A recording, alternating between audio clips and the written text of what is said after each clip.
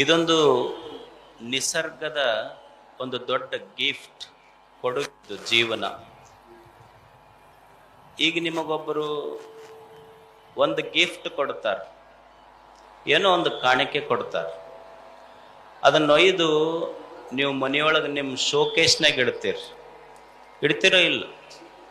ಅಕಸ್ಮಾತ್ ಒಬ್ಬರು ಕೊಟ್ಟ ಗಿಫ್ಟ್ ನೀವು ಚಲೋ ಇಟ್ರಿ ಅಂದ್ರೆ ಅವ್ರಿಗೆ ಬಂದು ನಿಮಗೆ ನೋಡಿದಾಗ ಸಂತೋಷ ಅನ್ನಿಸ್ತೈತಿ, ಇನ್ನೊಬ್ಬನಿಗೆ ಅವ್ರಿಗೆ ಗಿಫ್ಟ್ ಕೊಡಬೇಕಪ್ಪ ಅಂತ. ನೀವು ತಗೊಂಡು ಎಲ್ಲರೇ ಕೆಡಿಸಿ ಒಗದ್ರಿ ಅಂದ್ರೆ ಇನ್ನೊಮ್ಮೆ ಇವ್ರಿಗೆ ಗಿಫ್ಟ ಕೊಡಬಾರ್ದು ಅನ್ನಿಸ್ತೈತೆ ಅವ್ರಿಗೆ. ಹಂಗ ಜೀವನ ಅನ್ನೋದು ದೇವರು ಕೊಟ್ಟ ಗಿಫ್ಟ್ ಇದು. ಮತ್ ಇದನ್ನ ಚಂದ ಬದುಕಿದ್ವಿ ಅಂದ್ರ ಮತ್ತೊಮ್ಮೆ ಇನ್ನೊಮ್ಮೆ ಗಿಫ್ಟ್ ಕೊಟ್ಟು ಕಳಿಸ್ತಾನವ. ಮತ್ತ ಚಲೋ ಬದುಕಲಿಲ್ಲ ಅಂದ್ರೆ ಇದಕ್ಕೆ ಗಿಫ್ಟ ಕೊಡಬಾರ್ದು ಇದನ್ನಂತ ನಾವು ಅಷ್ಟ. ದೇವರು ಋಷಿಗಳು ವಿಚಾರ ಮಾಡಿದ್ರು, ಈ ದೇಶದ ಋಷಿಗಳು ಮನುಷ್ಯ ಹೆಂಗ ಬದುಕಬೇಕು. ವ್ಯಸೇಮ ದೇವ ಹಿತಂ ಯದಾಯುಹು, ಮನುಷ್ಯ ಹೆಂಗ ಬದುಕಬೇಕಂದ್ರ ಈ ಜೀವನವನ್ನ ಕೊಟ್ಟ ದೇವರೇ ಸಂತೋಷ ಪಡ್ಬೇಕಂತ. ಇವನಿಗೆ ಜೀವನ ಕೊಟ್ಟಿದ್ದಕ್ಕೆ ನನಗ ಸಂತೋಷ ಆತಂತ ದೇವ್ರ ಸಂತೋಷ ಪಡಬೇಕು, ಹಂಗ ಮನುಷ್ಯ ಬದುಕಬೇಕಂತ. ಎಷ್ಟು ಅದ್ಭುತವಾದ ಜೀವನ. ನಾವು ಇದಕ್ಕೇನು ಯಾರು ನಿಮಗೊಂದು ಬ್ಯಾಂಕ್ನ್ಯಾಗ ಲೋನ್, ಒಂದು ಸಣ್ಣ ಮನಿ 30-40 ಸೈಟ್, ಒಂದು ಮನಿಗೆ ಲೋನ್ ತಗೋಬೇಕಾದ್ರೆ ಬ್ಯಾಂಕ್ನವ್ರು ನಿಮ್ಮ ಎಲ್ಲಾ ಶ್ಯೂರಿಟಿ ಇಟ್ಕೊಂತಾರ. ರೋಸ್ಟ್ರು ಮನಿ ಹೊಲ ಎಲ್ಲ ಇಟ್ಕೊಂಡು ನಿಮಗೆ ಲೋನ್ ಕೊಡ್ತಾರ.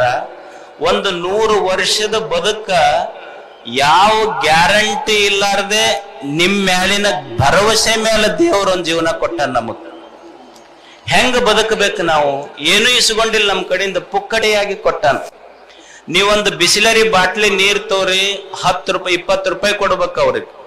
ಪುಕ್ಕಟಿಯಾಗಿ ಕೆರೆ ಹಳ್ಳ ಬಾವಿಗಳನ್ನು ತುಂಬಿಸ್ಯಾನ. ನೀವು ಮನ್ಯಾಗ ಕರೆಂಟ್ ಉರಿಸ್ರಿ, KPTCL ಬಂದು ಇಷ್ಟು ರೊಕ್ಕ ಕೊಡ್ಬೇಕಂತ ಬಿಲ್ ಇಸ್ಕೊಂತಾರ ನಿಮಗ್. ಆದ್ರೆ ದೇವರು ಸೂರ್ಯ ಚಂದ್ರರಂತ ಆರದ ದೀಪಗಳನ್ನೇ ತೇಲಿ ಬಿಟ್ಟನ ಎಂದು ಬಿಲ್ ಕೇಳಿಲ್ಲವ ನಮಗ್. ನೀವು ಒಂದು ಖಾನಾವಳಿಯಾಗ ಉಂಡ್ರ 100 ರೂಪಾಯಿ ಇಸ್ಕೊಂತಾರ ನಿಮ್ ಕಡಿಂದ. ಆದ್ರೆ ದೇವರು ಭೂಮಿ ತಾಯಿ ವರ್ಷಗಳಿಂದ ನಮಗ ಅನ್ನ ಹಾಕಿದ್ರು ಸಹಿತ ನನ್ನ ಅಕ್ಷಯ ಪಾತ್ರೆ ಖಾಲಿ ಆಗೈತಂತ ಯಾರಿಗೆ ಉಪವಾಸ ಹಾಕಿಲ್ಲ ಭೂಮಿ ತಾಯಿ. ಏನು ಕೊಟ್ಟಿವಿ ನಾವು? ನೀವೊಂದು ಸೈಕಲ್ ತೊಗೊಂಡು ಅಡ್ಡಾಡ್ತೀರಿ, ಒಂದು ಸೈಕಲ್ ಮೋಟರ್ ಪಂಚರ್ ಆದ್ರ 10 ರೂಪಾಯಿ ಕೊಟ್ಟು ಹವಾ ಹಾಕಿಸ್ಕೊಂಡ್ ಬರ್ತೀರಿ. ಈ ದೇಹ ಅನ್ನುವಂಥ ಒಂದು ತೊಗಲಿನ ಟ್ಯೂಬ್ನೊಳಗ 9 ರಂಧ್ರ ಇಟ್ಟು ಸಹಿತ ಇದನ್ನ ಹವಾ ಹೋಗಲಾರ್ದಂಗ್ ಪಂಚರ್ ಆಗಲಾರ್ದಂಗ್ ಇಟ್ಟನಲ್ಲ ದೇವರು. ಇದಕ್ಕಿಂತ ದೊಡ್ಡದು ಏನಿದೆ? ಮತ್ತೆ ಇಷ್ಟೇ ಅಲ್ಲ, ನಾವು ಹುಟ್ಟುವುದಕ್ಕಿಂತ ಮುಂಚೆನೆ ನಮ್ಮ ಸಲುವಾಗಿ ನಮ್ಮ ತಾಯಿ ಎದೆಯಾಗ ಹಾಲಿಟ್ಟು ನೀವು ಬದುಕಂತ ಕಳಿಸಿದಾನಲ್ಲ, ಇನ್ನು ಏನು ನಮಗ ದೇವರು ಮಾಡಬೇಕು? ಇಷ್ಟೆಲ್ಲ ದೇವರು ಕರುಣಿಸಿದಾನ. ಆದ್ರೆ ಮನುಷ್ಯ ಇಷ್ಟೆಲ್ಲ ಕೊಟ್ಟರು ಅಳದ ಮಾತ್ರ ಬಿಟ್ಟಿಲ್ಲ ನಾವು. ಏನು ಕೊಟ್ಟರು ಸಹಿತ ಅಳದ ಬಿಟ್ಟಿಲ್ಲ ನಾವು. ನೀವೊಂದು ಕೋಗಿಲೆ ಇರ್ತೈತಿ ಗಿಡದಾಗ, ಬರೇ ಚಿಗುರು ಬಂದ್ರೆ ಹಾಡ್ತೈತಿ. ಅದು ಕೋಗಿಲೆ ಇರ್ತೈತಿ, ಚಿಗುರು ಬಂದ್ರೆ ಹಾಡ್ತೈತಿ. ಇನ್ನೂ ಹಣ್ಣು ಬಿಟ್ಟಿಲ್ಲ, ಬರೇ ಚಿಗುರು ಬಂದ್ರೆ ಹಾಡ್ತೈತಿ. ಒಂದು ನವಿಲು ಇರ್ತೈತಿ, ಮಳಿ ಆಗಿಲ್ಲ, ಬರೇ ಮೇಘಗಳ ತೇಲದ್ರ ಸಾಕು ಕುಣಿತೈತಿ. ಒಂದು ನವಿಲ ಬರೇ ಮಳಿ ಬಂದಿಲ್ಲ, ಮೇಘಗಳ ತೇಲದ್ರ ಕುಣಿತೈತಿ. ಒಂದು ಕೋಗಿಲೆ ಇನ್ನೂ ಹಣ್ಣ ಬಿಟ್ಟಿಲ್ಲ, ಚಿಗುರು ಬಂದ್ರೆ ಹಾಡ್ತೈತಿ. ದೇವ್ರು ಇವನು ಮನಿ ತುಂಬಾ ಹಣ್ಣಿಟ್ಟಾನ, ಇವ ಹಾಳಾಕತ್ತಾನ. ಗಿಡ ಕೇಳ್ತಿ, ಯಾಕೋ ಅದು ಆ ಕೋಗಿಲೆಗೆ ಬರೇ ಚಿಗುರು ಕೊಟ್ಟಿ ನಗತೈತಿ, ಹಾಡಾಕತ್ತೈತಿ. ನಿನ್ನ ಮನಿ ತುಂಬಾ ಹಣ್ಣು ತುಂಬಿನಿ, ನೀ ಯಾಕೆ ಕಳಾಕತ್ತಿ ಅಂದ್ರೆ ಇನ್ನೂ ರೇಟ ಬಂದಿಲ್ಲ ನನಗ್ ಮಾರಾಕಂತ ಇವ ಅಂತ. ಅಂದ್ರೆ ನಿಸರ್ಗ ಅಷ್ಟು ಸಂತೋಷವಾಗಿ ಐತಿ, ಇವ ಅಳದ ಬಿಟ್ಟಿಲ್ಲ. ಯಾಕೆ ಅಳದ್ ಬಿಟ್ಟಿಲ್ಲ ಅಂದ್ರೆ ಏನ್ರಿ, ನಮಗ್ ಕೈ ಹಿಡ್ದವ್ರು ಎಲ್ಲರೂ ಕೈ ಕೊಟ್ಟಾರ ನಮಗ. ನಮಗೆಲ್ಲರೂ ಕೈಯೇ ಬಿಟ್ಟಾರ, ಕೈ ಕೊಟ್ಟಾರ. ಕೈ ಕೊಡಬೇಕಾಗ್ತೈತಿ. ಈಗ ನೀವು ಸೈಕಲ್ ಕಲಿತೀರಿ, ಎಲ್ಲಿವರೆಗೆ ಕೈ ಹಿಡಿತಾರ ಅಲ್ಲಿವರೆಗೆ ಸೈಕಲ್ ಬರೋದಿಲ್ಲ. ನಿಮಗ್ ಕಲ್ಸವ್ರು, ನಿಮ್ ಜೊತೆಗಿದ್ದವ್ರು ನಿಮ್ ಸೈಕಲ್ ಕೈ ಬಿಟ್ಟಾರಂತ ಸೈಕಲ್ ನಡ್ಸಕ್ ಬಂದೈತಿ. ನಮ್ಮ ಜೀವನದಾಗ ನಮ್ಮ ಕೈ ಹಿಡ್ದವ್ರು ನಮ್ಮ ಕೈ ಬಿಟ್ಟ ಮೇಲೆ ಜೀವನ ನಡ್ಸಕ್ ಗೊತ್ತಾಗ್ತೈತಿ. ಮನುಷ್ಯಾಗಿಲ್ಲ ಅಂದ್ರೆ ಗೊತ್ತಾಗೋದಿಲ್ಲ. ಅದಕ್ಕೆ ಗೊಣಗಬಾರದು. ಎಲ್ಲ ಕಳ್ಕೊಂಡಿವ್ರಿ, ನಾವು ಜೀವನದಾಗ ಎಲ್ಲ ಕಳ್ಕೊಂಡಿವ್ ಅಂತ ಗೊಣಗಬಾರ್ದು ಮನುಷ್ಯ. ಬ್ಯಾಸಗಿ ದಿವ್ಸಕ್ಕ ಗಿಡ ಎಲ್ಲ ಎಲಿ ಕಳ್ಕೊಂಡಿರ್ತೈತಿ. ಎಲ್ಲ ಎಲಿ ಕಳ್ಕೊಂಡ ಗಿಡ ಎಲ್ಲ ಎಲಿ ಹೋಗ್ಯಾವಂತ ದುಃಖ ಪಟ್ಟಿಲ್ಲ. ಒಂದ್ ದಿವಸ ವಸಂತ ಕಾಲ ಮಳಿ ಬಂತು ಅಂದ್ರೆ ಮತ್ತ ಚಿಗುರು ಹೊಡಿತೀನಿ, ಹೂವು ಬರ್ತೈತಿ, ಹಣ್ಣು ಬರ್ತೈತಿ ಅನ್ನುವ ಭರವಸೆಯಿಂದ ಗಿಡ ಬದುಕ್ತದ. ಬ್ಯಾಸಗಿ ದಿವ್ಸಕ್ಕ ನದಿ ಬತ್ತಿರ್ತೈತಿ, ಎಲ್ಲ ನನ್ನೊಳಗ ನೀರ್ ಬತ್ಯಾವ ಅಂತ ಒಂದು ದಿವ್ಸನೂ ಗೊಣಗಿಲ್ಲ. ಮಳಿ ಬಂತು ಅಂದ್ರೆ ಮತ್ತ ತುಂಬಿ ಹರಿತೀನಿ ಅಂತ ಅದಕ್ಕೊಂದು ಭರವಸೆ. ಅದಕ್ಕೆ ಮನುಷ್ಯ ಭರವಸೆಯೊಂದಿಗೆ ಬದುಕಬೇಕು. ಅಂಥ ಭರವಸೆಯ ಬದುಕು ನಿಮ್ಮದಾಗಲಿ. ಇಡೀ ಗವಿಸಿದ್ದಪ್ಪ ಜನ ಜಾತ್ರೆ ಎಲ್ಲ ಪೂಜ್ಯರು ಹೇಳಿದ್ರಲ್ಲ, ನಿಮ್ಮ ಜಾತ್ರೆಯ ವೈಶಿಷ್ಟ್ಯ ಏನಂದ್ರ ನೂರಾರು ಜಾತ್ರೆಗಳು ನಡೀತಾವ. ಆ ಜಾತ್ರೆಗೆ ಹೆಂಗಂದ್ರ VIP ಬಂದ್ರ ಅದನ್ನ ನೋಡಕ್ ಜನ ಹೋಗ್ತಾರ. ಆದ್ರ ಜನರ ನೋಡಕ್ VIP ಬರ್ತಾರಲ್ಲ, ಅದು ನಿಮ್ಮ ಜಾತ್ರೆಯ ವಿಶೇಷ. ಅದು ಅಂಥ ಗವಿಸಿದ್ದನ ಜಾತ್ರೆ ಇದೆಲ್ಲದಕ್ಕಿಂತ ದೊಡ್ಡದು.